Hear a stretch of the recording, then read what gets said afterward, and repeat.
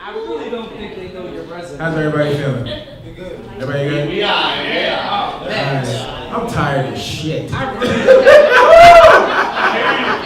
I'm from New Rochelle, New York, actually. Yeah. Alright.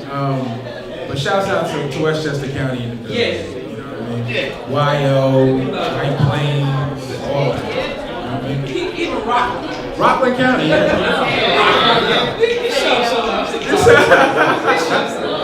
Alright, so let me get it in real quick. Alright, poem number 1. Has anybody in here ever been accused of speaking English too well? Anybody? Yes. Anybody? I sound white. You sound white? Alright, this is for you, real quick. Thank you. This poem is called Pardon My French. Disregard everything you've ever heard about the N-word. I used to think the worst thing anyone could ever call me was articulate.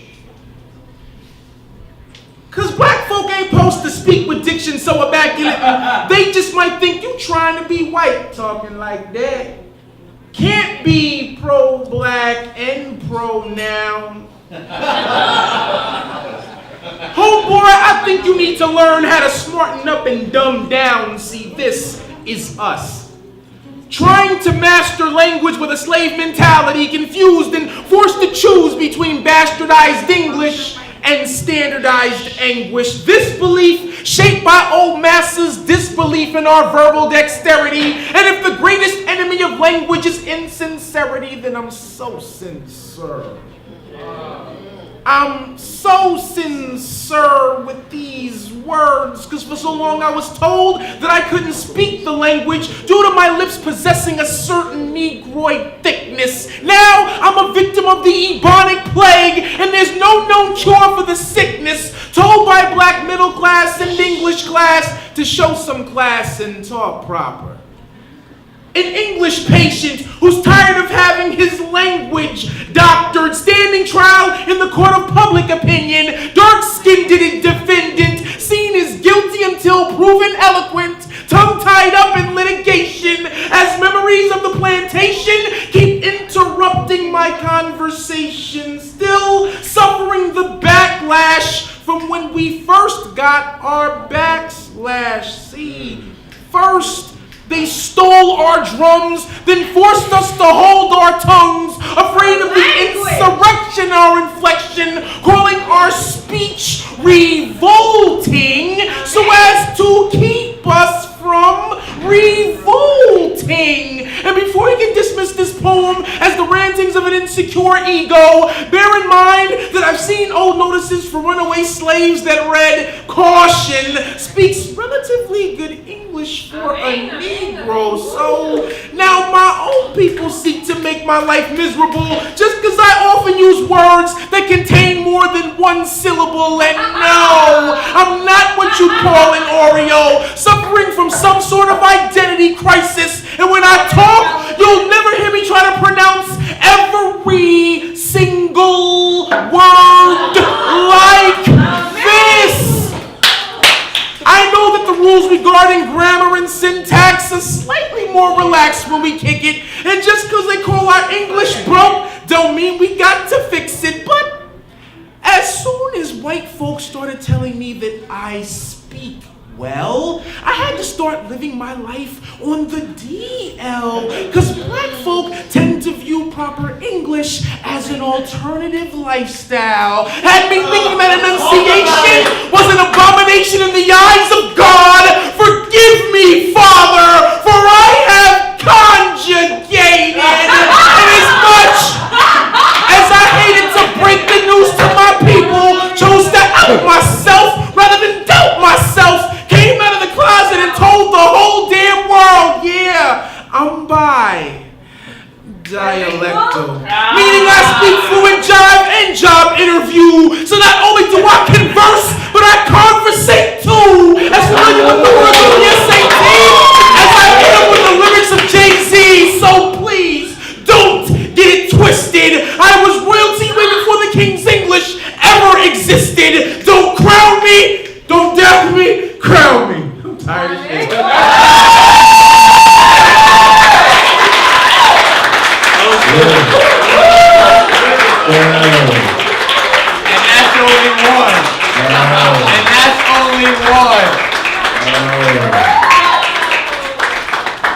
And that's only one. Feel that fatigue I setting hear in. that. I feel that. Alright, so look, alright, so here we go, right?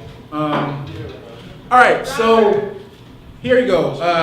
I'm attracted to all things ignorant. All things ignorant. Right? And I'm not lying. Not lying. That is where about 95% of my poetry comes from. It's from being around ignorant people, watching Fox News. You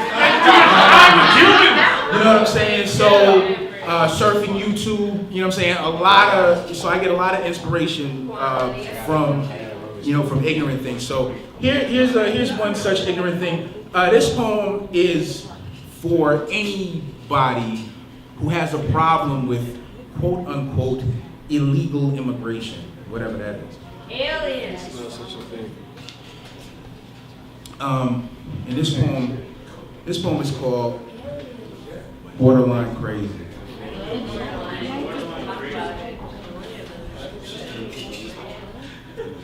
Sir Isaac Newton once remarked that the problem with man is that he spends far too much time building walls and not nearly enough time building bridges. Nowhere do his words ring truer than here. Here, where they will call you illegals, tell you that you are trespassing on land that their forefathers stole fair and square, tell you that your love of America constitutes a crime of passion, tell you that aliens don't deserve inalienable rights, tell you that sometimes they get mad at the desert for not killing you when it had the chance, tell you that sometimes they can't sleep at night knowing that there are more Garcias than Jacksons, more Rodriguez's than Wilsons, knowing that salsa is more popular than ketchup, and that soon they will have to keep up with the Sanchez's instead of the Joneses. You will be called the casualty of the war on terror, seeing as how bodegas have replaced Al-Qaeda as the biggest threat to our national security. They will tell you that freedom only speaks English, tell you to get the fuck off welfare, casually leaving out the fact that you don't qualify for it to begin with. You will be called spineless despite the fact that you are this country's backbone. They will recruit you, then rebuke you because they're tired of seeing you steal all the good jobs like nursemaid, dishwasher, nanny, gardener, and scapegoat. Bienvenidos a los Estados Unidos, mi amigos. La tierra de la leche y miel, la tierra de oportunidad. I know by now you must be wondering why America has never been sued for false advertising. Tell them that you'd rather be green lighted than green carded. Tell them that you didn't cross the border crossed you. Tell them that this was the home of the Braves before it was ever the home of the brave. Then ask them what their lives would have been like had the Indians enacted a tougher immigration policy. Tell Republicans to stop building fences and tell Democrats to stop straddling them. Tell them that you pledge allegiance to the flag of the United States of America and to the repugnance for which it stands, one nation, underachieving, inhospitable, with bigotry and injustice for all who fit ever so neatly into the category of other, rounded up and rounded down to the lowest human denominator by those who have mastered the art of how to become filthy rich without ever getting their hands dirty. Tell them that the seed of hope has been planted in you. Tell them that you are pregnant with the idea of a better life and that America must submit to a DNA test as soon as it gets back from fathering democracies elsewhere.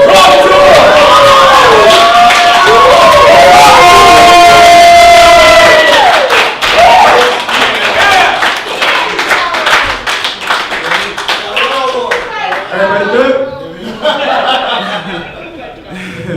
Okay.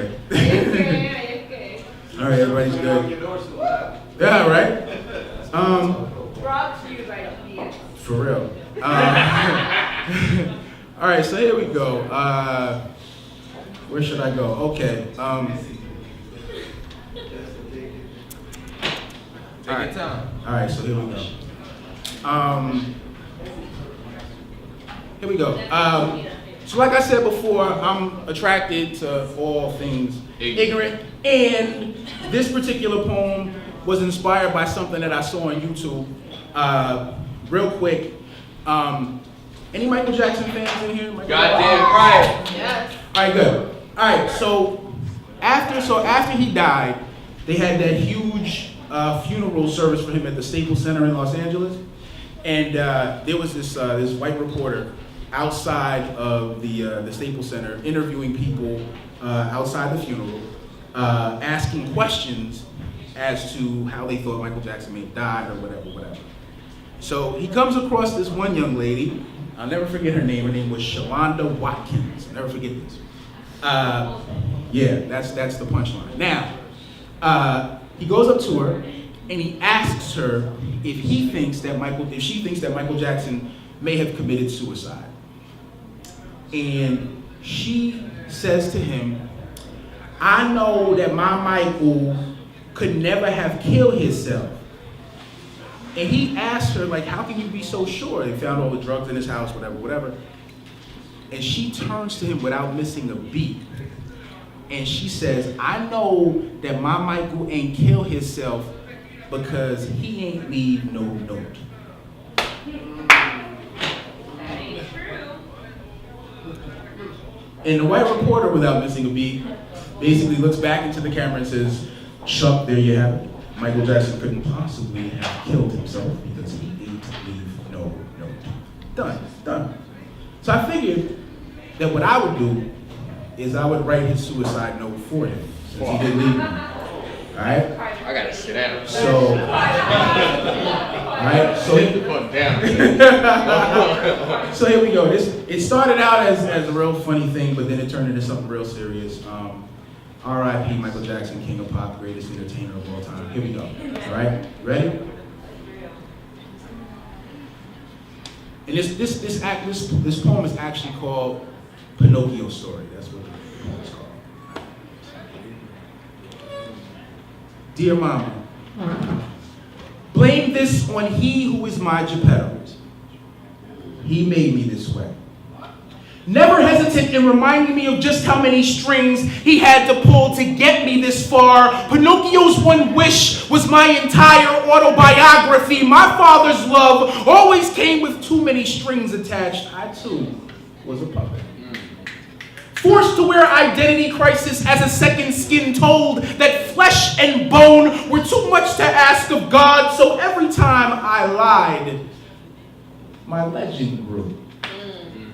Perhaps my biggest mistake was thinking that my life would turn out exactly like my video for Thriller. Who knew that real demons would be so difficult to choreograph? Do you know what it feels like to have the world sucker punched into you when you aren't looking? It feels like I should have called myself king much earlier. My father's been crowning me since I was 5. Fear has become a song I am too scared to sing. Loneliness has reduced me to a myth, trying desperately to pronounce itself human. I'm a dancing machine with a short circuit, poster child for what happens when they run out of superlatives for you too early. So famous, everyone knows who I am except me. Mama, you never told me that the most beautiful parts of me were the ones that couldn't be surgically reconstructed. Now, I am so plastic, Tupperware sends me fan mail. Mama, you always said I was way too serious, so I promised I only used that bleach to show you that I could lighten up. Mama,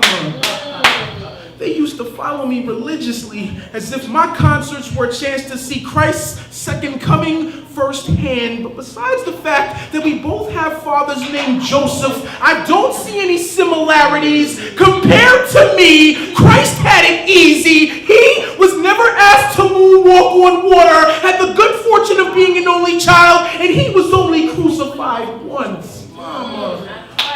Mama, I am only writing this because my father is more likely to show up at my funeral than on my autopsy, and the truth will be a tougher pill to swallow than the ones they will find in my stomach. The angels will dust my soul for fingerprints and find evidence of your silence. Why does my last breath have to be your first clue? Did you know that every time I sang I Want You Back, I was referring to my childhood. Mama, tell them that my innocence is still being held hostage in a basement somewhere in Gary, Indiana, and all the money I made will never be enough to pay my father's ransom demands. Mama, I am sorry for being so hell-bent on heaven, but I would rather leave as your son than stay as his puppet, and death is the only thing scissor enough to cut these damn strings.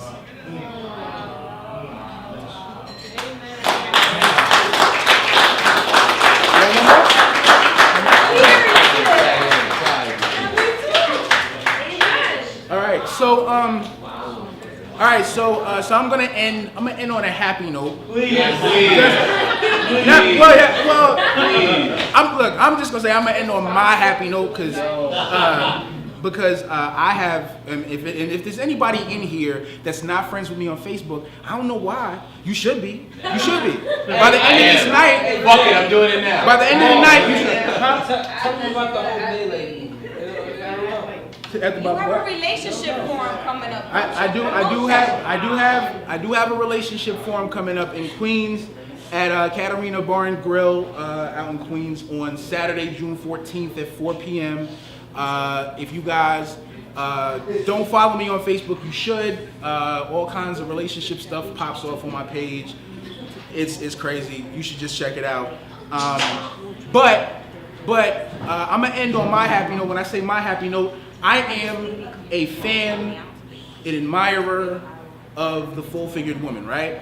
Yeah. And so I need to embrace the thickness in the room and end on a real happy note for myself, because I'm tired of shit, but this will wake me up. So for all my thick women in the room, where you all at?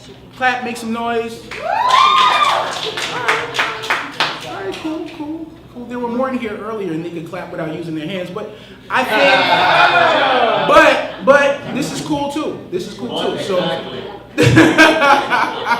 all right, so here we go. This last poem is called In the Flesh, and this is for my full figure women, all right?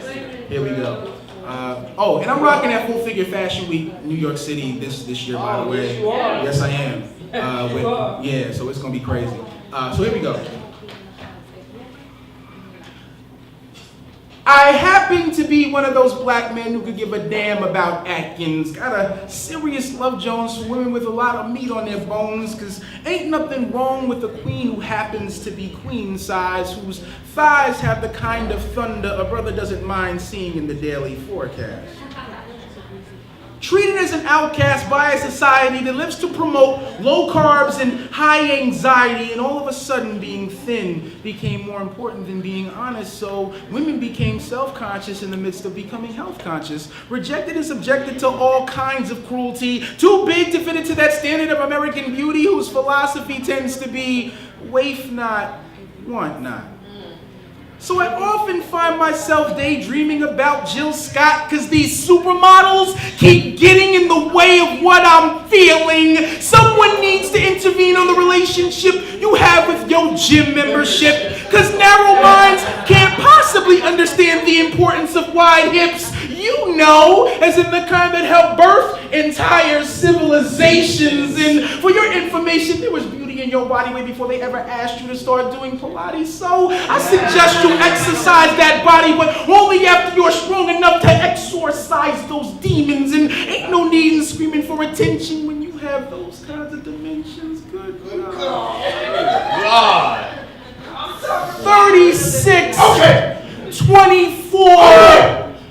49! Brick house designed by the architectural firm of fried chicken, cornbread, collard greens, and grits. You are what is, what always has been, and what will always be sexy, even if the only crunches you do are the ones made by Nestle. Because without doing a sit-up, you make the world sit up and take notice, and don't need to to do a push-up to make a brother want to push up, and though some may try to negatively stereotype your body most of the time, please remember that a waist is a terrible thing to mind, because a woman should never let her love handles dictate how she handles love. Every woman wasn't meant to be a size 2, so Maya Angelou was right to call you phenomenal woman, even with a little extra baby fat around your abdominals, woman, and I know that your chances of becoming America's next top model are becoming slim, fast, but a shake for dinner will help you shake. That feeling in dealing with cynics will make you opt for LA weight loss and a New York minute, but it's not about a calorie, it's all about reality. So in all actuality, the idea of crash dieting is craziness. Maybe this is why I've never met a black man who claims to be atheist, because the junk in the trunk you ladies got back there provides living proof that there is a God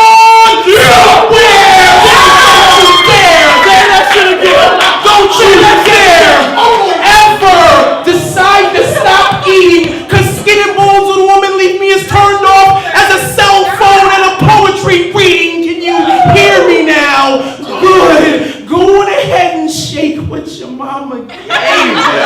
Just remember the same ones who say that they hate what your mama gave ya are now seeing plastic surgeons who would take what your mama gave ya, performing nips and tucks so as to give them your hips and butt, but hell, all they can do is fake what your mama gave ya. And ain't nothing like the real thing, so stop feeling so out of shape and out of place when this is clearly not the case. Face facts, fuck starvation, and come to the realization that real women have